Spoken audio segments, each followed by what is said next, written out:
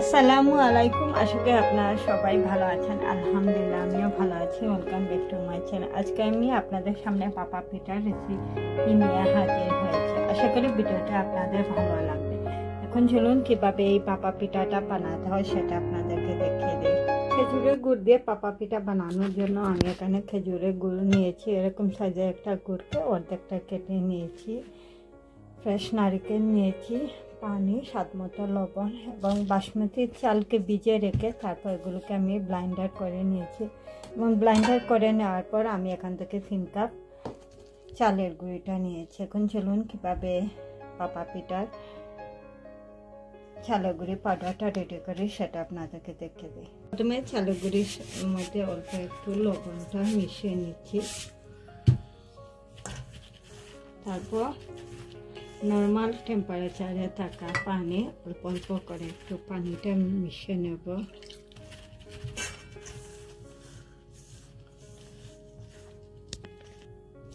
পানিটা মিশিয়ে নেওয়া হয়ে গেছে। এখন আমি একটা ছাঁকনির মধ্যে চালের গুঁড়িটা নিয়ে তারপর ছেঁকে নেব।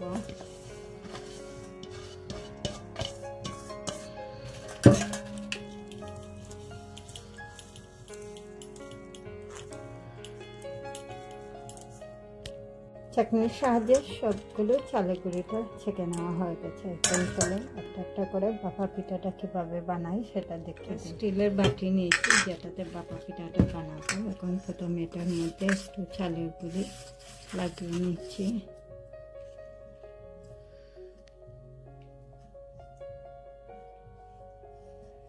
হালকা করে হাত দিয়ে চেপে চেপে চালের গুঁড়িটা দিয়ে দিয়েছি। তারপর এটার উপরে দিয়ে দিচ্ছি নারকেল,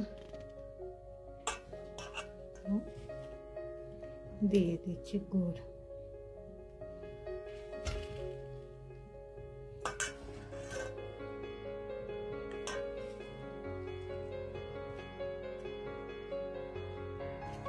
তারপর আবারও এটার উপরে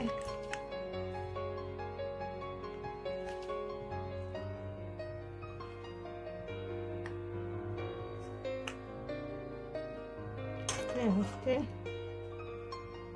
হাতের সাহায্যে এটাকে আবার করে নিয়েছি এবং একটা নেট নিয়েছি যেটা প্রথমে আমি পানিতে ভিজিয়ে নিয়েছি।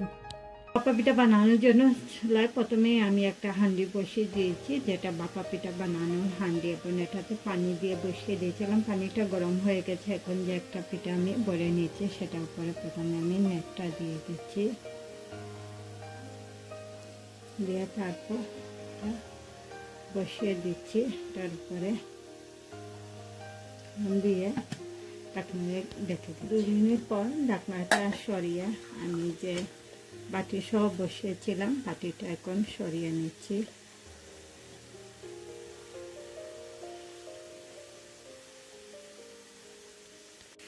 পরে বাটিটা সরিয়ে নিয়েছি। এখন নেটটা ভালোভাবে ঘুরিয়ে দিয়ে ঢাকনা দিয়ে ঢেকে দিচ্ছি।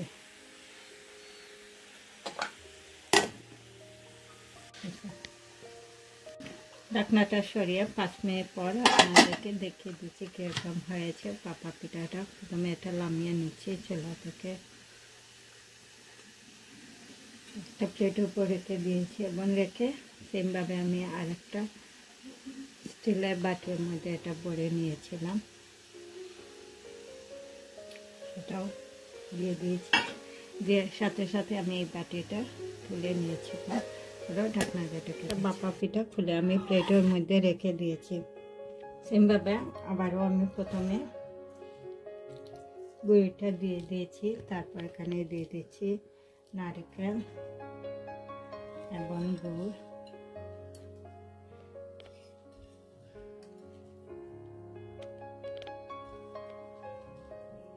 দিয়ে তারপর এটার পরে বাকি যে চালের গুঁড়িটা আছে সেটা দিয়ে দিচ্ছি। জাস্ট হালকা হাত দিয়ে একটু চেপে নিলেই হয়ে যায়।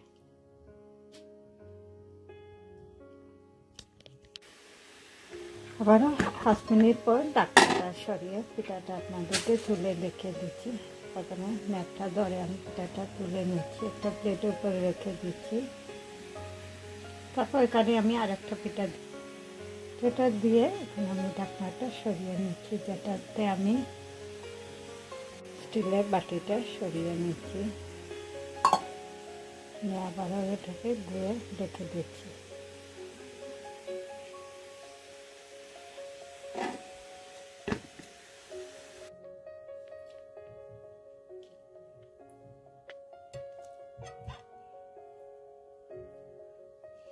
পিঠাটা খুব সুন্দর হয়েছে, এই দেখুন।